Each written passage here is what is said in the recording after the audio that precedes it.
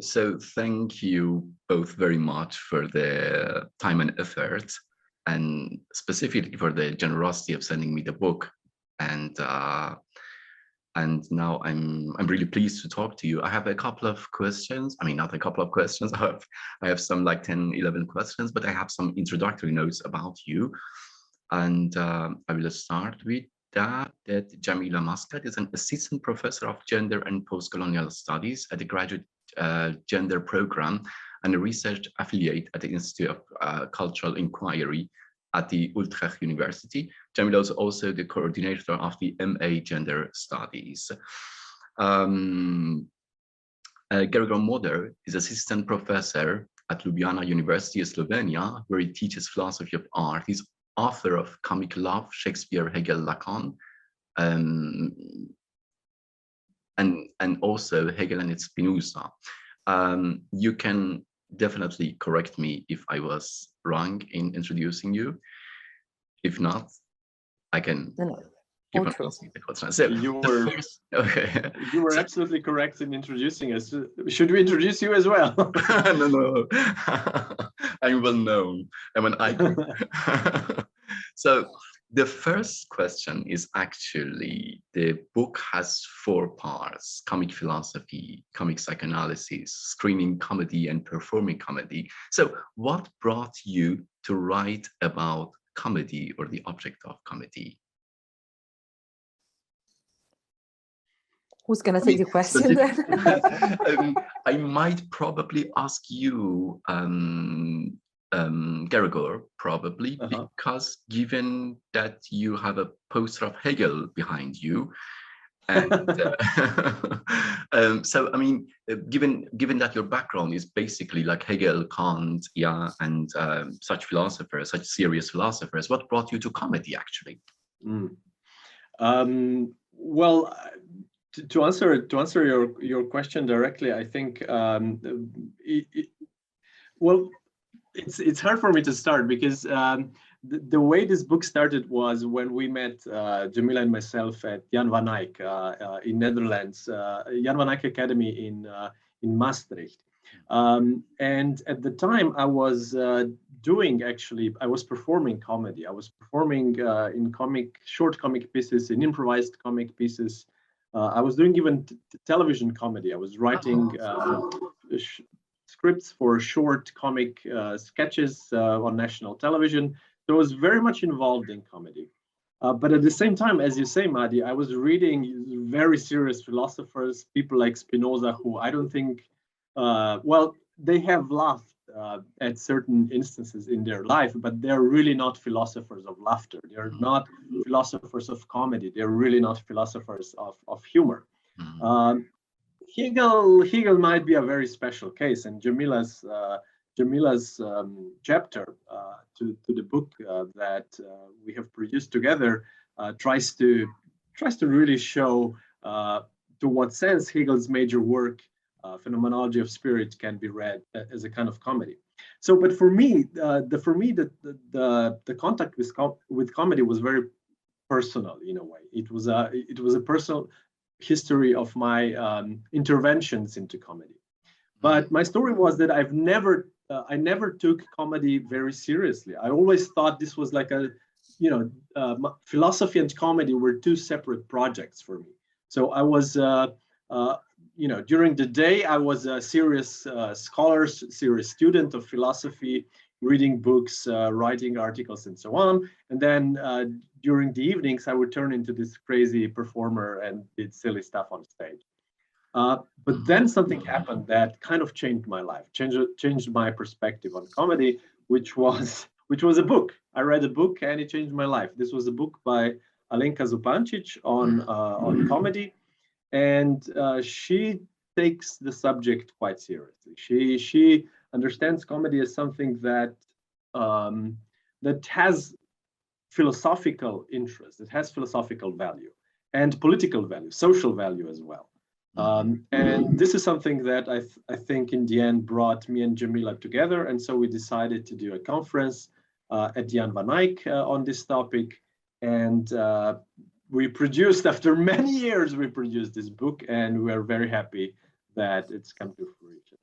But the book is brilliant. I mean, it's insightful, and I personally learned a lot from it, not only in terms of content, but also in terms of variety of different perspectives, not only because of these 4 different perspectives, but also because of these connections that you make. I mean, I really appreciate, and I think it was a probably ambitious projects for you, because I mean, writing about comedy, at least about humor, is interesting. That I once read an article in New Yorker, which was like about humor, not about comedy, but it was like writing about humor is exactly one of the, I mean, failing to write about humor is exactly one of the definitions of humor. So it is really hard to write about comedy. I know that, yeah.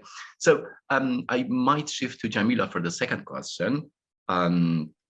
Which is, given that philosophers are more interested in tragedy and its seriousness than comedy, do you think, Jamila, we live in an age of seriousness where comedy, not necessarily as a genre, has been eclipsed? Well, if comedy has been eclipsed, you mean in our contemporary times, and sort of dismissed at a secondary or less important genre as compared to the tragic of life and existence. Maybe this is what I kind of believed before meeting Gregor, in the sense that, as he was saying, like, this project was created together, but it was pretty much Gregor's own idea. He was into comedy. I've never been a comedian. I think I'm a funny person, but indeed I was into Hegel, and mostly concerned with the tragic metaphysics of Hegel, rather than thinking of Hegel through comedy. So that was actually something that Gregor, like meeting with Gregor, talking to Gregor, but also the book that Gregor just mentioned, so Zupancic's book, The Odd One In, was something that introduced me to the seriousness of comedy, to the relevance of comedy, the political relevance of comedy. Mm-hmm. So I do not believe that comedy is fading or is a sort of secondary relevant issue in philosophy. I guess that the book also testifies to that. Like, there can be a lot of serious theoretical dense engagement with comedy, not only with comedy as a genre, but also with comedy as a logic, as a device that has its own specific function. And indeed, it was quite complicated, I guess, for us to try to distinguish comedy from different comical devices, or from, as you were mentioning, humor or irony. I actually have been working on Hegel's and irony, but irony is to be understood in Hegel in a very serious and, once again, tragic sense, in the sense that irony is the ironist embodies a specific political standpoint that Hegel harshly criticizes. So one of the challenges of the book was to try to distinguish comedy from different kind of dispositive that has to do with laughter, that has to do with I mean, again, if I say I have to do with irony, then I already switched to another to another domain. But part of it was trying to understand what specifically makes something comedy, how comedy works, how comedy plays, and in that extent we really make it to take comedy seriously. But I don't think it was just us, in the sense that indeed Alenka paved the way, but I guess that it's quite accepted, the idea that there's a lot to think about comedy, and the comedy has a strong political relevance in today's contemporary society. Right. All right. So I go to the other questions. What do you think of the dichotomy between tragedy and comedy? I mean, without relativizing it, or without falling into relativization of comedy. Still, there are like varied cultural interpretations, and what is comic in one culture is not comic in another culture. Do you think that there is a rigid line between comedy and tragedy? I mean, you can take Terence, whoever wants to answer my question. Well, I have a question to your question, in the sense that you're asking us if we believe that comedy has specific cultural features that actually make comedy different in different cultural contexts. And are you opposing that to tragedy as if tragedy was universal? I mean, I don't understand why you make this distinction between comedy and tragedy as if one was universal and the other one was site specific. Yeah, probably you're right. There is one other question embedded in the first question. The first question is like this universal of comedy, and then we can talk about this rigid line between comedy and tragedy. Yeah, well, what I say to start to begin with, it's that indeed I think that at the very beginning when we start organizing the conference and then conceiving the book, we thought about the sort of cultural specificity of comedy, starting from what also Hegel says, that I mean people laugh at so many different things in different contexts that it's hard to believe that there is one universal or a unique mechanism that can explain what comedy is. It is not something that we really engage with in the book, in the sense that there's no specific contribution that that deals with the sort of cultural relativism of comedy, so to say. We try to think of comedy as a sort of transcendental device that of course can operate according to in different contexts according to different logic, but there's some sort of hardcore of comedy, which I do believe exist. And the same I would say for tragedy. I don't know why tragedy seems to be more universal, maybe again because traditionally it's been considered a sort of classical serious genre as compared to comedy, and when one thinks about comedy simply thinks about laughter, and then of course we don't laugh at the same things. I mean, not just across different cultures, but even as individuals we don't have the same sense of humor. But if we try to think of comedy in a slightly more sophisticated ways, comedy is not just about laughing. So we try to identify different specific elements that pertain to comedy and that are not simply mirrored or reflected into what one's laugh at. Right, which later on you define as the difference between the laughable and the comic. And Gregor, what do you think of this rigid line between tragedy and comedy? Well, I mean, I hate to be the guy who evokes the Greeks, but I tend to think about Aristotle and Plato on this question, because it was the ancient Greek tragedy and comedy that's kind of introduced these two genres to, to the Western culture in general. And it's interesting how Aristotle would say that tragedy depicts people, in their ideal form, such as we would like them to be. We would like to be like the tragic heroes. Whereas comedy depicts humans which are lower than us, are baser than us. And therefore, also, tragedy is something more dignified than comedy, which is something, for commoners to do. And there's a long tradition, at least in the Western intellectual history, of understanding laughter as something that is inappropriate somehow. If you want to be perceived as someone with high status, usually you shouldn't laugh too much, or at least your mouth shouldn't be open too wide. There's something about this, especially women. This is very interesting, maybe, that women shouldn't laugh very loud, that they shouldn't open their mouth too much. That's just not appropriate. What they can giggle like this. This is considered decent, but laughing with their gaping mouths, that's not appropriate for women, and it's unseemly for men as well. That's kind of interesting how laughter was seen as something that pertains to the lower strata of human society. But that's Aristotle. That's Aristotle and his tradition.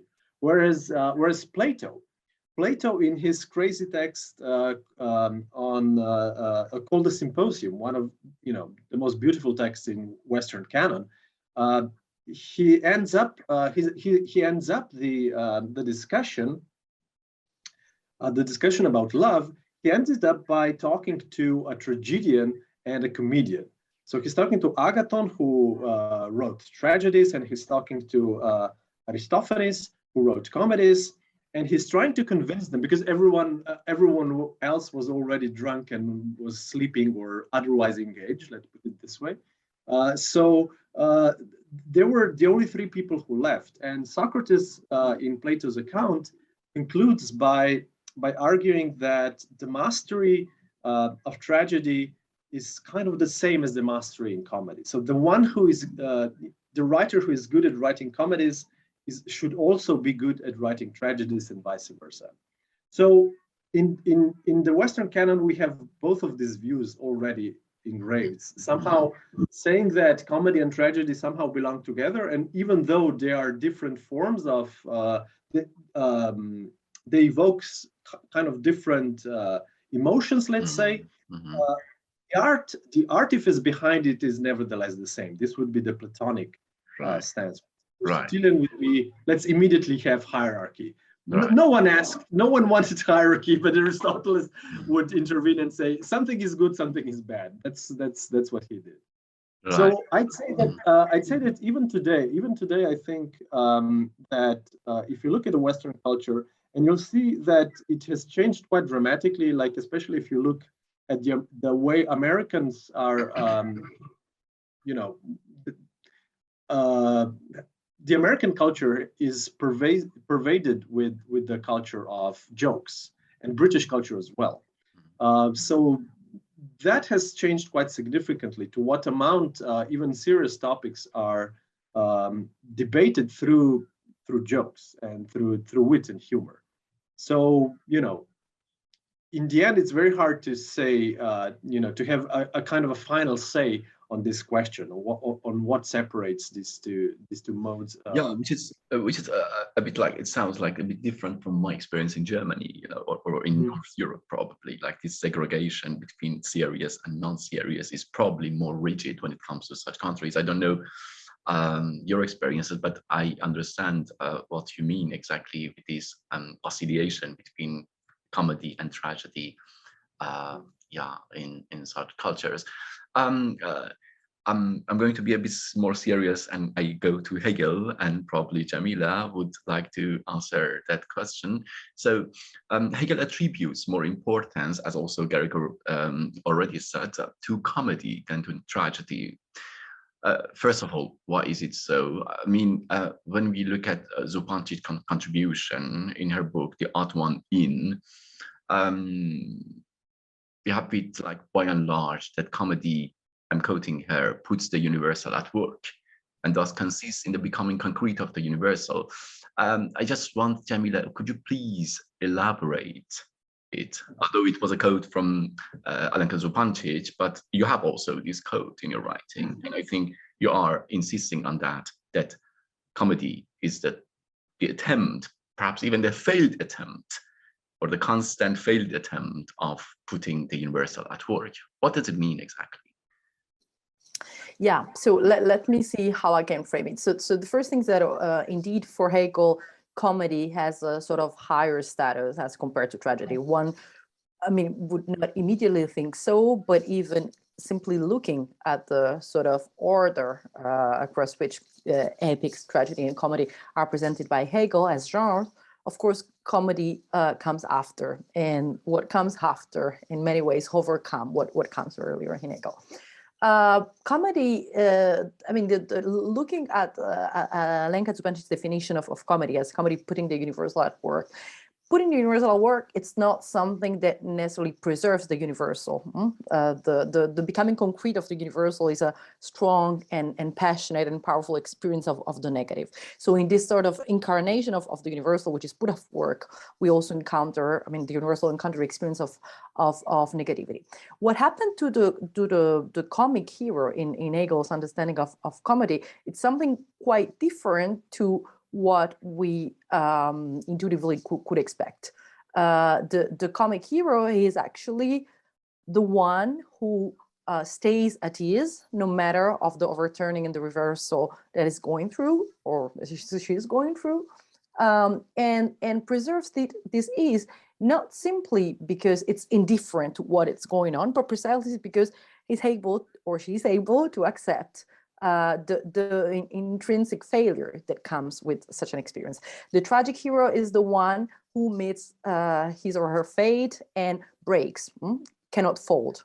That's why I was, using this Franger non-flector lighting quote, to show that instead the comic hero is the one who knows how to fold and never break. So in that sense, it maintains a sort of self-assurance that allows the comic hero to stay there, to be there, and to navigate this strong experience of negativity, reversal, overturning, and misery that comes with comedy. So comedy is not simply a light experience of life.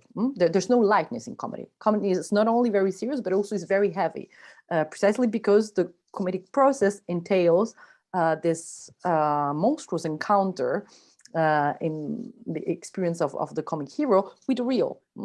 And that's painful, that's powerful, and that's incredibly heavy. So the universal puts at work is a universal that encounters its own negativity, and then it's somehow exposed to the impossibility of preserve itself. But again, I guess that this, in that sense, we can think that Hegel's, Hegel's appraisal of comedy is also related to what is, on the other hand, Hegel's critique of the abstract universality. Hegel critique of any sort of universal that tried to preserve itself from the encounter with the real thing. So comedy has no fear sorry, I don't have the word now, plunging into right. Incarnation is actually what Alenka Zupančić calls it. She calls this precisely incarnation, which is kind of crazy because it's almost a theological interpretation of comedy, and it's of course it's it's blasphemous if you want, if you look through Christian theology. They would not agree with that, but that is her point basically, and she argues that it's also Hegel's point, that in a way what the universal must do is not only to save the world, the subject, but also to save the universal itself. It's not enough for the universal to insist above the clouds, if you want, of the real world. In the end, it has to incarnate itself in the real world, and this is how she, in the end, this is how she phrases the whole question of universal at work. This is what it would mean.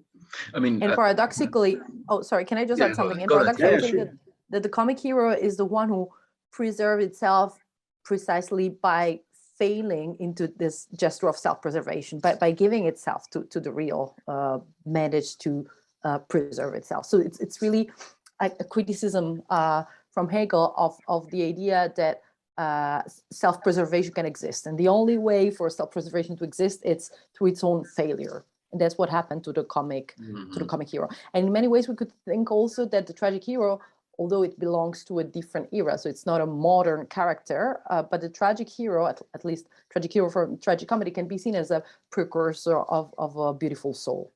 This incapacity, this lack of plasticity of the tragic hero is the one that in the end delivers the tragic hero to which can be probably which can be traced probably and resonated in romantic irony in a sense. Like indeed. This tragic hero. So I go further. The book says little about humor, except the poetics of Alexander Webensky, which was a brilliant contribution to the book. Yet it seems that humor is not exactly what you mean by comedy, the ossified expression of human life, and according to Bergson, for example, at the course of the comical, because this is precisely what laughter seeks to correct, rather than a definition of the comical. Here it says running out of time. We still have 10 minutes. 10 minutes, yes. Okay, so we try now. Well, we can have 10 minutes and then call again, connect again. We can cut us and then glue it together. Okay, perfect.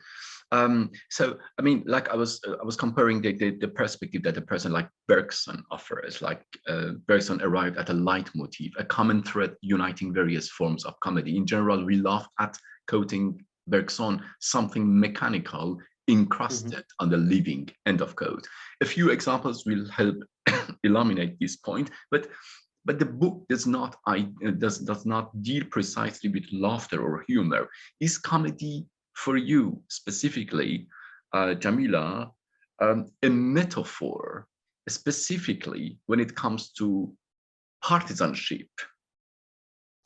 I mean, that was my own take to the topic, and again, was my let's say, first of all, I was not searching for comedy where Hegel necessarily speaks of comedy. I do try to analyze it, reconstruct what happened when Hegel directly engages with comedy, but I was also trying to project.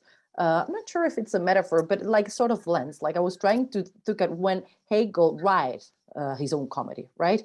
He's talking about Aristophanes' comedies, but what happens when Hegel tries to write comedy? I mean, did he know he was writing a comedy with the phenomenology of spirituality? Maybe not, but there's something extremely comic about the phenomenology, and I try as the misadventures of consciousness. So I try to look at the phenomenology of spirituality as a comedy, as Hegel's comedy, and at consciousness as the comical hero, the one that once again doesn't breaks but always stays, no matter the many difficult experience that it goes through.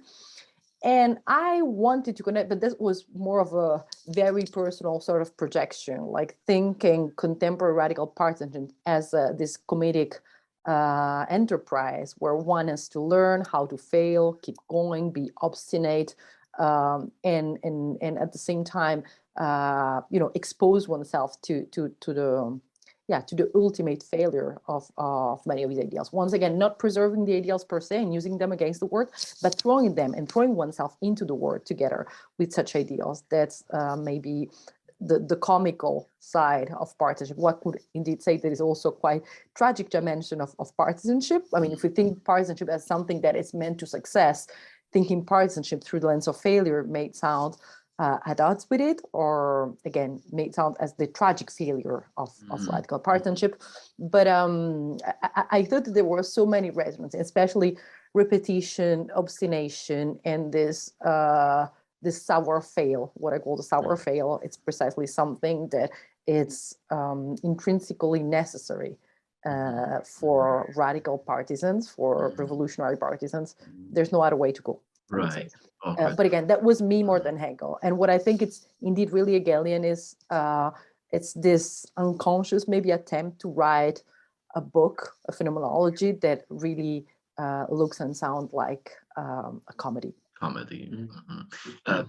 Do you mind if I organize a meeting now, or what should we do? I mean, we still have 6 minutes 15, and then once we are kicked out from Zoom, we can just reconnect. So you reconnect to the same link, and we do the same, and you let us in, and we're back together. Oh, okay. Yeah. You don't have to create another. Way. Yeah, it works.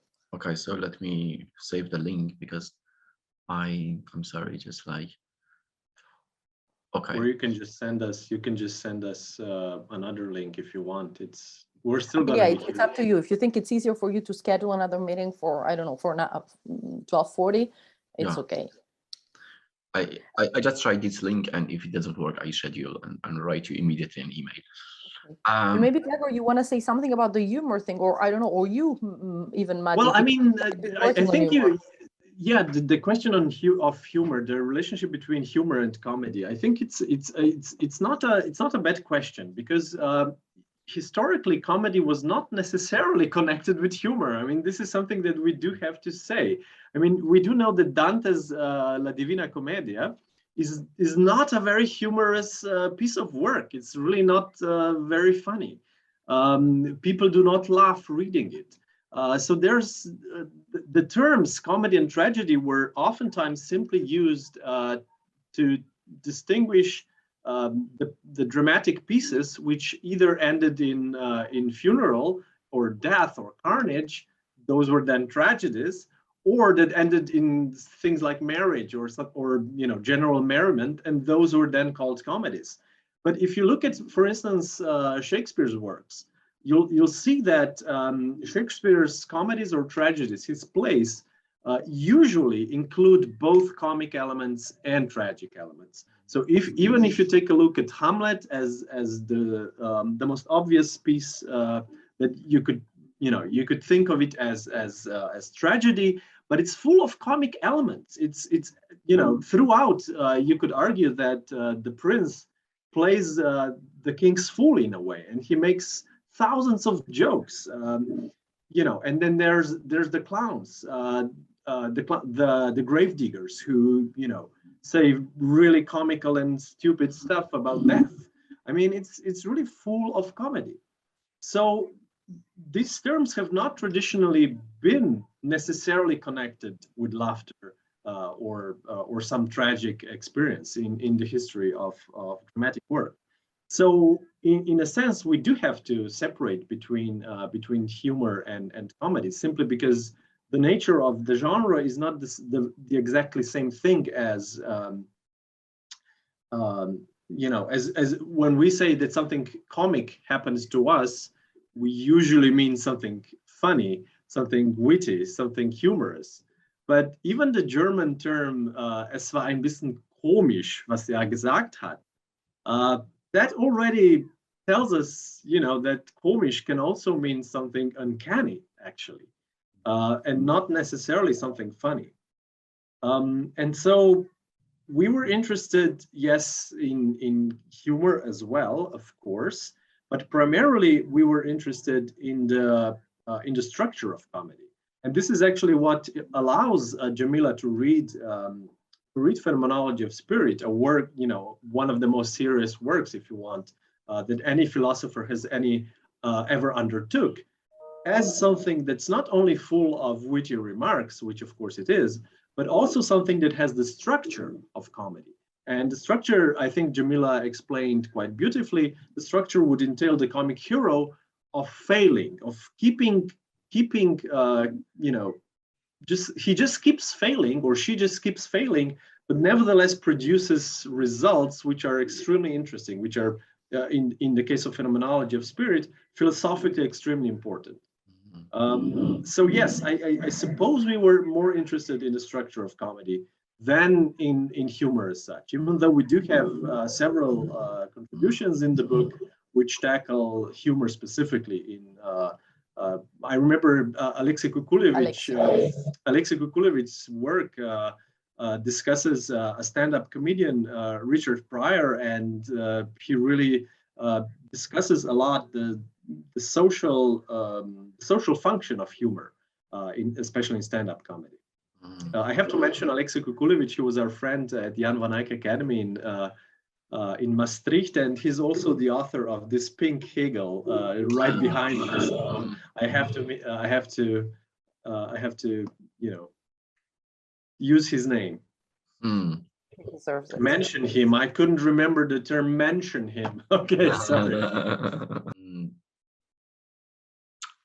In tragedy, we are usually dealing with a hero who is living through dilemmas and their tragic consequences. But what happens in comedy? Is comedy by nature anti-heroic, or can we imagine a fool, sorry, a figure like Yurek Yurvi in Russian literature when it comes to comedy? Jamila Mascat believes that Phenomenology of Spirit gives rise to a comic protagonist who is, on the one hand, faithful to her experiences of the world, but on the other hand, she can sort of live with her failures. So my question is, I mean, both of you can definitely answer, can we still talk about a comic hero?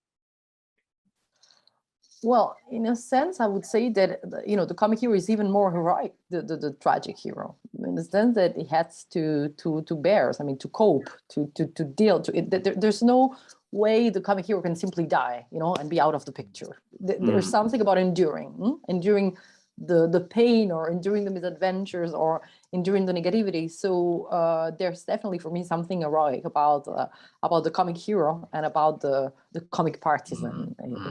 Yeah, I mean, I just to piggyback on that, Jamila, the comic hero must, in the end, the comic hero has to survive his or her own death. I mean, it's as bad as that.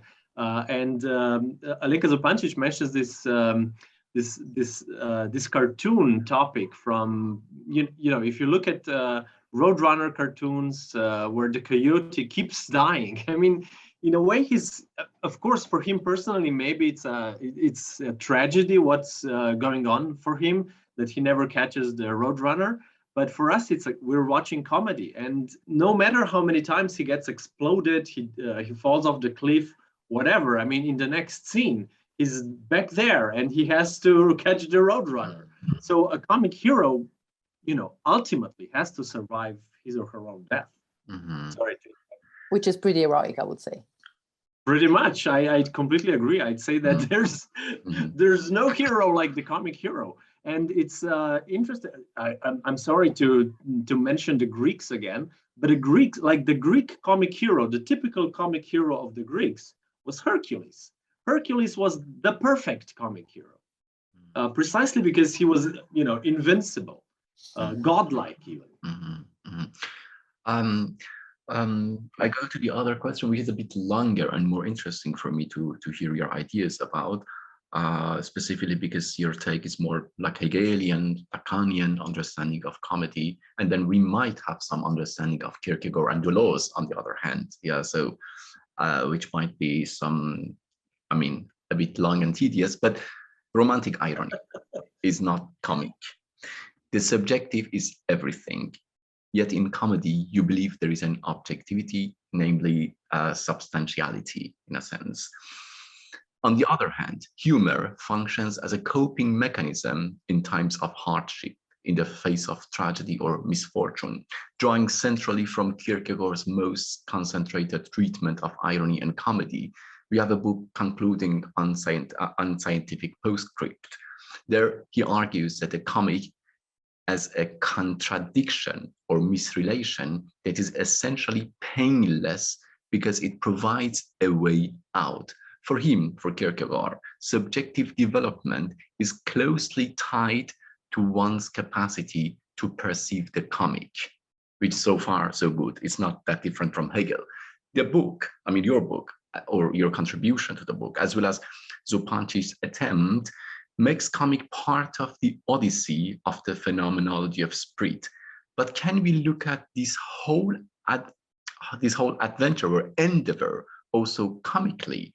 Kierkegaard's implication is that if one discovers the comic contradiction of the Hegelian system itself, one has found a crack through which one might escape from the sealed process of Hegelian mediation. The comic rescues one from becoming absorbed wholly into the system. So to make it short, that is probably more interesting for Deleuze in Difference and Repetition than Hegel's understanding of comedy, because that's interesting. To make it shorter for me, you constantly talk about this ability, especially embodied in the comic hero, to survive, as you put it already, in the face of tragedies of life or failures. But then, there is a part in concluding on scientific postscripts, Kierkegaard talks about we have two decisions. One decision is painful contradiction, which means Hegelian contradiction probably, which is more known, or painless contradiction, which is humor. Especially through the leaps that Kierkegaard constantly talk about, the leap from ethical to religious is through humor possible. So the question was that, can we still look at this whole project comically? Mandi, can I ask you a question also for clarification about Kierkegaard? Because you were saying that indeed Kierkegaard and Hegel share some common assumptions about the understanding of comedy, but for what you read and for what I heard also, that's a big part of it. I'm not sure I heard you and I understood everything. That it seems that for Kierkegaard, there's something about a sort of comedy can be a sort of way out, or there's something a sort of escapism in comedy, and you were also saying that there's something of a subjective self-preservation that would be at stake in comedy as a priority. I understand that this can be understood. For example, I also emphasize that the comic hero is the one who preserves himself or herself in spite of the tragic happenings that he or she encounters. But I also make clear that the issue is not about self-preservation. This is not the main goal. It's almost what Hegel was saying, that the comic hero is the one who has survived his or her own death, But the goal is not, or at least the aim for the comic hero is not to preserve himself or herself. I was emphasizing the fact that for Hegel, comedy is really a structure that speaks of a certain commitment to objectivity. So there is a self-dissolution of the self that remains in spite of the self-dissolution. And there's, of course, also a sort of dissolution of objectivity that still keeps producing the tragic implications that the comic hero has to navigate through. So I'm not sure that Hegel and Kierkegaard would agree on comedy as a way out, nor on the fact that comedy in the end is a sort of easy way to remain untouched, detached, and preserve oneself. Again, this for me would be Hegelian irony rather than Hegelian comedy. So that's why I don't see exactly the similarity. But then the choice between painful contradiction or painless humor. Painless contradiction. Sorry, painless contradiction or painful contradiction? No, both of them, like the choice between painful contradiction or painless contradiction. Oh, okay, yes. Painless contradiction and painful contradiction. Well, for Hegel, clearly, contradiction is, for the comic hero, contradiction is also painful. So the idea is not that the comic hero is not impacted by the painfulness of life and existence. But he might be too engaged. He might be too overwhelmed with all the tragedies of life. That's the difference that Deleuze might make in regard to Lacan, or let's say Kierkegaard in regard to Hegel. He might be too engaged. He might be too political to even laugh. He might be serious. Although he knows clearly, even materialistically, that life is made up of all these failures, but he might in the end of the day lose the ability to laugh. And this is the point probably for me that Kierkegaard is criticizing Hegelianism and the seriousness there. Although the whole scenario is comical, the whole phenomenology of spirit is comical, but you might even lose the ability to. And I know that a person like Adorno can criticize it for being an abstract universal. Mm-hmm. Can I say something? Yeah. Just to add, maybe something that I think needs to be pointed out, which is about Hegel's system, because I think a lot of what Madi, you were talking about, Kierkegaardian critique of Hegel refers to the system. And I completely agree, and I understand where that could come from. Hegel does seem like an author who would like to have everything, systemized. The totality must be part of the system. But in the end, I think, and I think a lot of contemporary Hegelians would argue, and especially, of course, the Lacanian Hegelians would argue that the whole question becomes the question of the Hegelian totality.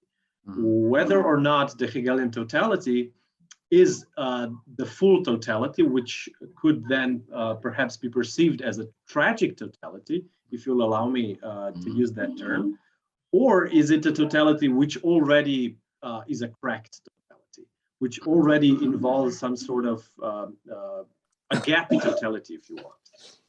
And of course, the Lacanians would argue that, well, actually, if you ask us, Lacanians, in Hegel already we see an example, not always, but sometimes we can already see an example of a totality which is non-totality in a sense. Right. Because it's totality which already includes a kind of a crack or a gap or something like that. This is why, for instance, Slavoj Žižek would talk about the fragile absolute. So we have the absolute, but the absolute itself is somehow fragile. It's not meant as something that is tragic in the sense that it's all done for already. It's simply for us to take the consequences. The absolute itself changes in a way and is subject to changes in some sense. So in that way, the whole, I think, Kierkegaardian criticism would miss its point, because the thing is not that Hegel's system is so totalitarian, if you want, that it can only produce tragic results, whereas if we see it as a kind of a comic adventure, we could already escape it. I don't think that's the way you can escape Hegel at all, because Hegelian system as such is a comical system. I just worry about, I'm a bit concerned about time. I think. Yeah, I just want to tell you that I have to leave you, but I mean, okay. Gregor, you can stay. The other thing is, Madi, I mean, I was really happy about this conversation. I'm wondering if we ever managed to organize something about the book. One of our ideas was in Berlin, like the ACI. I mean, we're still thinking, but there's the pandemic, which is a little bit still against us. So, I mean, would you be interested in doing something with us if we do it, like in intervening as a responder or something? Yeah, you are already in Berlin. Yeah, like you're that's based. very nice. I'm living in Berlin. Yeah, definitely. And Okay. you have my email. You can keep the communication. So let's keep in touch. That's all I want to say. And of course, Gregor, so nice to see you. Oh yeah, but I have to switch to this other. Yeah. So thank you at all again, Jamila. Yeah. It was wonderful to see you. Thank you very much. Bye. Ciao, Jamila. Ciao. So what should we do, Madi? So I have a couple of I have like 2-3 questions. If you can Sure, I'll try. I feel I feel lost without Jamila, so but I can try to answer. It's a dialectic, yeah. Yeah. There are like actually 3 questions that one of them. I mean, I prefer to ask the question that directly deals with your contribution to the book. Then we have like 2 questions. Your contribution, has it that to perform is in a way to repeat, and the repetition in the sense of execution makes up part of the very something that is performed. Yet your take is mainly focused on the question of identity and ideology, which was really brilliant and interesting for the reader. As you, following Althusser, I would say, claim that ideological interpellation is performative. Can you please elaborate it a bit? I mean, especially the link between identity and ideology when it comes to comedy. So I suppose I should say, first of all, the reason why I even discussed comedy as a kind of performance. The reason was kind of external, in a sense. The book, we decided to publish it in a series which is called Performance Philosophy series. And so it seemed to me as a challenge that we should directly address that. In what sense does comedy in itself somehow include the performative paradigm, which became so popular, as we all know, in the humanities in the past decades. So the question for me was, does comedy, the structure of comedy, somehow already announce the performative paradigm? This was the big question for me, and my argument was that, in a sense, yes. And if to make the long story short.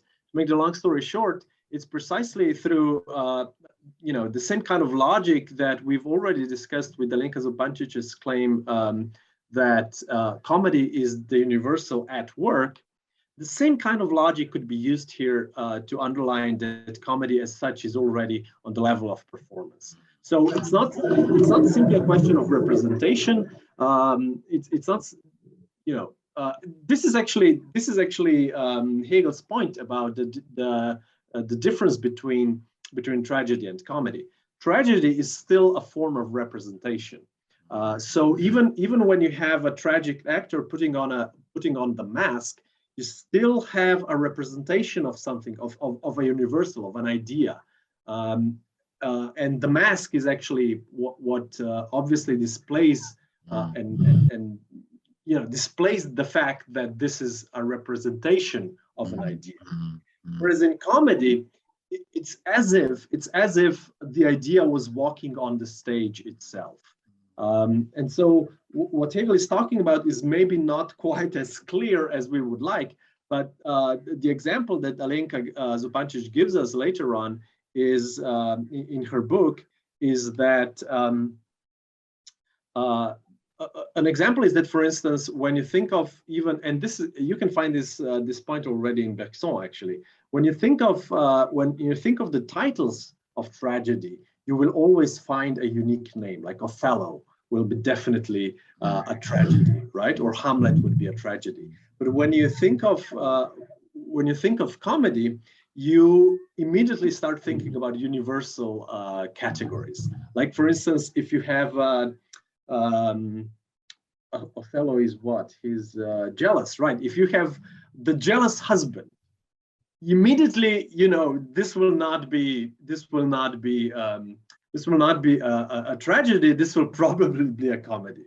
So even the titles already announced that there's a level of abstraction, if you want, at work in comedy, which does not look at humans as individuals, but as embodiments or incarnations, if you want, of a certain quality, of a certain universal quality. So to make this long story short, even Alenka Zupancic's point about comedy being the universal at work already makes us aware that when comedy is concerned, we are really not simply talking about the problem of representation. Mm-hmm. And so the paradigm of representation in theater meant that, the author, to put it in the most simplest terms, the author had an idea, and the director then represented this idea on stage. So, pre-performance theater would be theater of representation. And then performance theater, performance art, would introduce a special element, which is the notion that the performance of the piece is already the original, is not a representation of something else. It exists only in its being performed. And on some level, I would argue that this is the logic of comedy, that even within the theatrical tradition, comedy relies on the very same principle that performance art relies on, which is the idea that the universal that we are representing in comedy is not something that that is merely represented. It is actually enacted in front of us, in front of our eyes.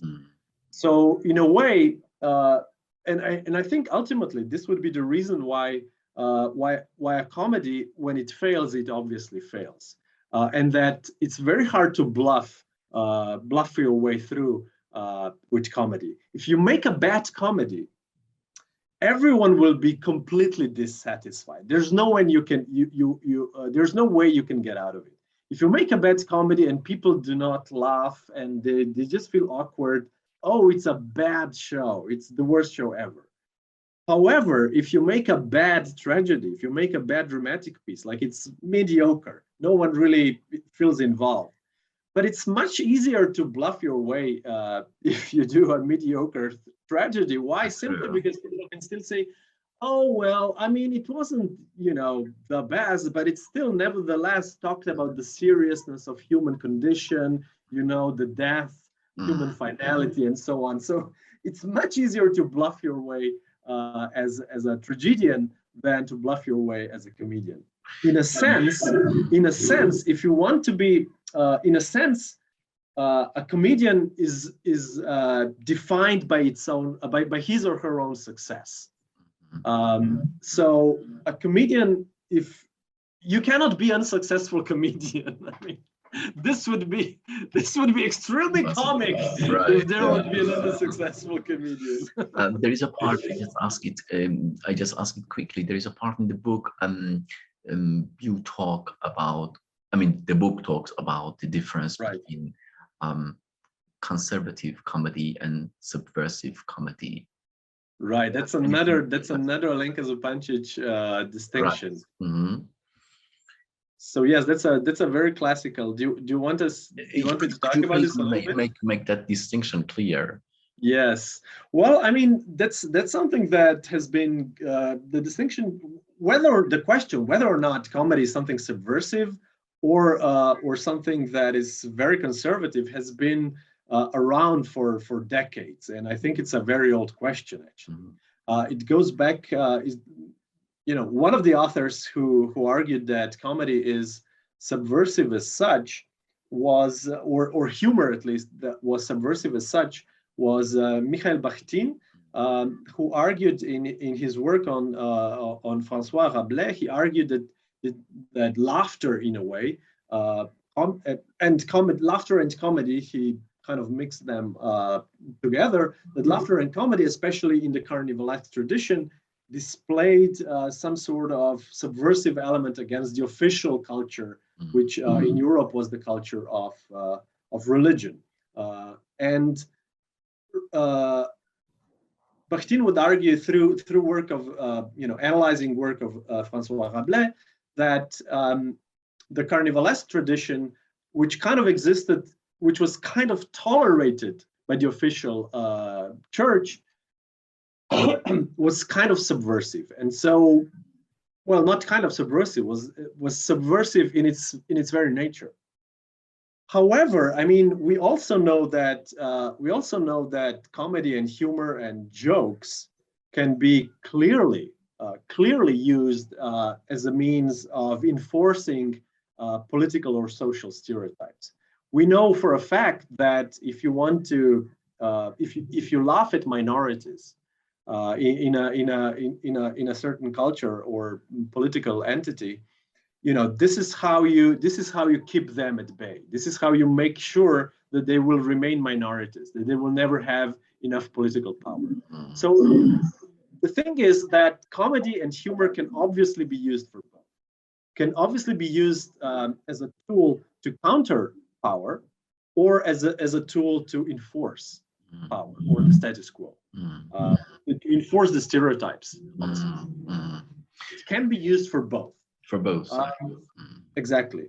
And so this is why Alenka's distinction between a subversive comedy and a conservative comedy, or as she also puts it simply, between good comedy and bad comedy, because in a way, if you make jokes which simply enforce social stereotypes and do nothing else, well, that's just bad comedy, she would argue. So this distinction becomes something that's very operational it's very useful to have this kind of clear distinction that she introduces when you think about comedy and comical practices. Gregor, I have one last question, which is a bit like concrete to all of us these days.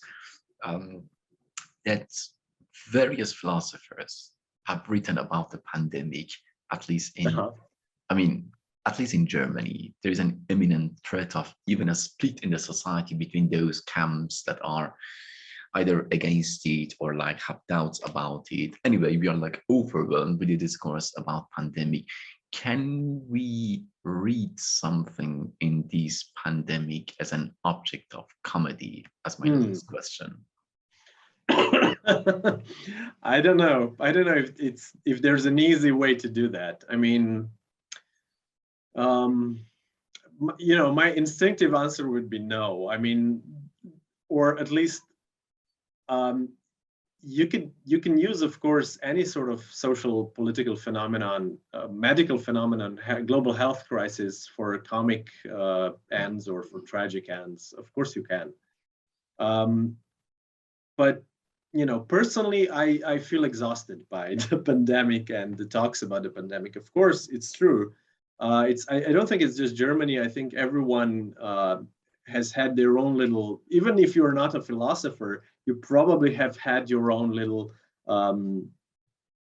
discussion with yourself or with a group of friends that you have about what this all means, how the pandemic changed the perception of our life, of our goals. Like, of course, a lot of people, like myself included, my family included, we kind of started appreciating human contact much more.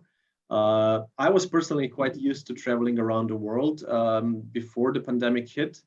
And so now I suddenly think that having a home with a dog even and a little bit of a garden, it just became personally extremely important for me.